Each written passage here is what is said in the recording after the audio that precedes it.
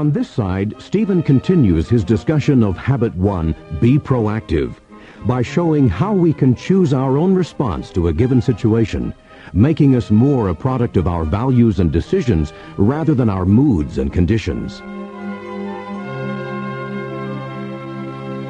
One of my favorite books on this subject is called Man's Search for Meaning, written by an Austrian psychiatrist by the name of Viktor Frankl, F-R-A-N-K-L. In it he describes his autobiographical experiences in the death camps of Nazi Germany during World War II, where he was imprisoned as a Jewish political prisoner. It's hard to describe the depth of pain, torture, indignity that he experienced. To do so would be almost repugnant to our own sense of decency and virtue. We would not even want to talk about it. I read many of his other books to get a deeper understanding of how he developed his theories of logotherapy. Logo means meaning. The concept is that if you have a why, you can live with any what, any how, as long as there's a purpose, a meaning, some value to be served or actualized. And that the highest value is how you deal with suffering, with difficult circumstances. That's where your greatest influence with others is. How many of you have ever experienced someone with a wasting disease go through a very, very prolonged, painful, tragic disease and death, maintaining a magnificent attitude? How many have ever experienced or seen that? Well, if you have, you'll know what I'm speaking about. Frankl, one day, put under white light, stripped naked, while they began to perform these ignoble sterilization experiments upon his body, discovered what he called the last ultimate freedom. He had a personal vision of his proactive nature. I'm using my words, not his, but he called it the last ultimate freedom could not be taken from me. They could hurt my body, but they could not hurt me, who lives in this body. And through a series of disciplines, mental, emotional, moral, principally using memory and imagination, he exercised this small embryonic freedom until it grew larger and larger, until he had more freedom than his captors. They had more liberty than he. Liberty is a condition of the environment. Freedom is a condition of the person. Liberty means you have many options to choose among in your environment. Freedom means you have the internal power to exercise those options. That's what it means to be proactive. That's what it means to be in charge of your life, to emotionally accept this. But this is very hard doctrine, particularly if you've had years and years of explanation as to why you're unhappy and miserable in the name of somebody else or something else. You have to swallow a bitter pill, but once you swallow it, it is completely liberating, exciting, at a level you've never tasted before. I was speaking one time on proactivity, and in the middle of the presentation, someone visited with me and said, "I like what you're saying, Stephen, but it seems that every situation is so different, and I'm really worried about our marriage because my wife and I, we just don't have the same feelings toward each other that we once had, and I guess love just isn't there anymore." And I said, "Well, then what is your plan?" He said, "I don't know, that's the concern, because we have these 3 kids and we're really concerned about it. What do you think?" I said, "Love her." "Well, I know, but the feeling isn't there." "Well, then love her." "You don't understand. The feeling of love just isn't there. Love her." Love is a verb, not a feeling. You study all the great literature, you'll find that love the feeling is the fruit of love the verb. Love is something you do, the sacrifices you make, the giving of self, just like a mother bringing a newborn into the world. The love that she has for this child because of what she went through to produce it. That's hard doctrine, however, and unless people develop a tremendous reservoir of emotional capacity and independence, they will not have the power to love unconditionally.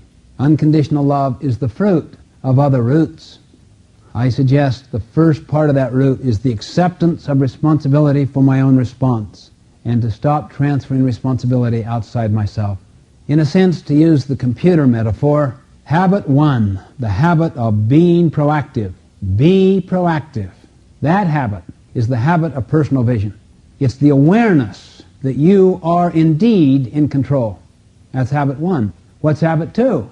If you're the programmer, to use this computer analogy, what do you think habit 2 is? Write the program. What's habit 3? Live it. Live the program. Those are the first 3 habits. Habit 1, you're the programmer. Be proactive. Habit 2, write the program. You want to be more proactive? Write a program. Write your own script. Habit 3, live it. We call habit 2, begin with the end in mind. That means you get a mental image in your mind. It's your program. of where you want to end up. And that end guides you day by day, just like a construction person going to the construction shed every morning, studying the blueprint, the end in mind, and then letting that blueprint guide every decision in the construction process. There are always two creations. The physical creation follows the mental creation. Take the building or the house that you're in now. It was created in every detail before the earth was touched. Right or wrong? If wrong, you've got some pretty expensive change orders in that structure that might have significantly increased the cost of it, even doubled the cost of it. The carpenter's rule holds true. Measure twice, cut once. So what's habit 2? Simply begin with the end in mind. Write the program. Decide what your own value system is. Write your own philosophy, your own mission statement, your own creed, your belief system, and get it written into your mind and into your heart through the use of imagination and your emotion. Don't tie yourself to your history. Tie yourself to your potential. Your history is part of your memory. Your potential is part of your imagination. That's a unique human capacity animals do not possess any of. You can project your consciousness anywhere you wish into the future.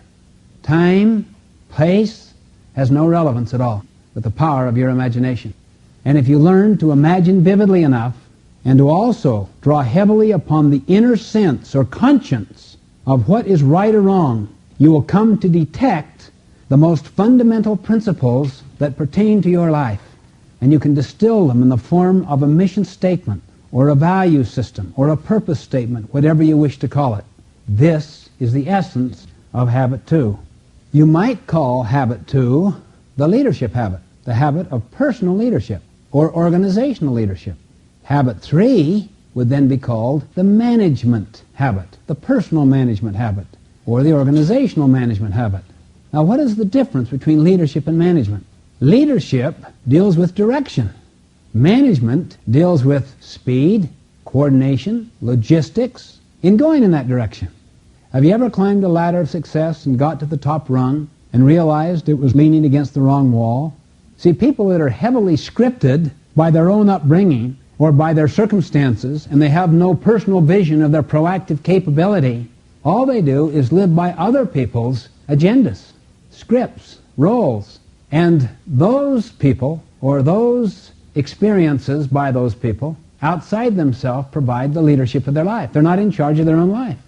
Then they may manage themselves around that leadership. It's the wrong wall. It's not where they wanted to be at all. Have you ever neglected your health or your family in the name of work? Is it really worth it in the long run? There may be times where you need to make short-term sacrifices in order to model and in order to contribute. But as a constant diet, you don't want that. What is it all about? If you want a clear understanding of the difference between management and leadership, imagine the scene. Someone going through the jungle with a machete, cutting the undergrowth, clearing it up. There are the producers down there. See, the workers.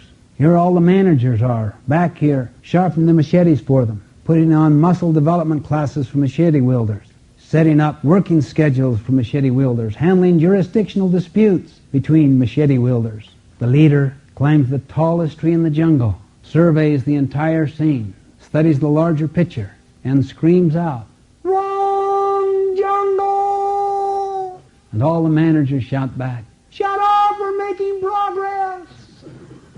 I remember talking on this one time up in Seattle at one of our year-long executive development programs, and I talked on the second time. On the 12th time, the 12th month, the president of an oil company came up to me and said, "Stephen, when you pointed out the difference between leadership and management on the second month, I looked at myself as the president of this company and realized I've never done habit 2, really. I've never been into leadership. I'm deep into management. I am buried by the details of day-to-day logistical management, or as one person puts it, the thick of thin things." So I decided to withdraw from management, get other people to do that, which is a necessary function, and get deep into leadership. It was so hard. I went through such withdrawal pains because I was taking the longer view, not dealing with a lot of the pressing, urgent matters that were right in front of me.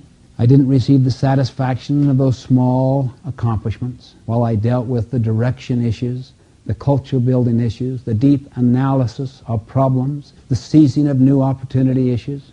Others also went through withdrawal pains because they wanted my accessibility as I had been before. They wanted me to be available to them, to respond and to solve them on a day-to-day basis. They wanted me into management, but I persisted. I was absolutely convinced I needed to provide leadership, and I did. Today, this was about 11 months after the experience, the learning experience, he said, our whole business is different. We're more in alignment with our environment. We have doubled our sales and quadrupled our profits. I'm into leadership. I'm convinced that too often parents are in the paradigm of management, not leadership. They're thinking of control, of things, and of efficiency. That's habit 3. Habit 2 deals with purpose, values, philosophy, direction. What is it we're really about? And also with causing an internal feeling, a climate, a character, a culture, so that the feeling is good, harmonious, committed. The solution, I'm convinced, to most marriage and family problems is more leadership, less management. We manage things, we lead people. However, management also is important. After we have decided what the right things are to do, we want to do them right. We must focus on efficiency. We must focus on the bottom line. But habit 2 focuses on leadership, on the top line. What is it we're fundamentally about? Simply put, how do you create a culture of proactive people? Write a corporate mission statement. Write a department mission statement. Write a work group mission statement. Write a family mission statement, or one for your marriage. Then set up the reward system and the information system to constantly reinforce exactly what you want as expressed in the mission statement.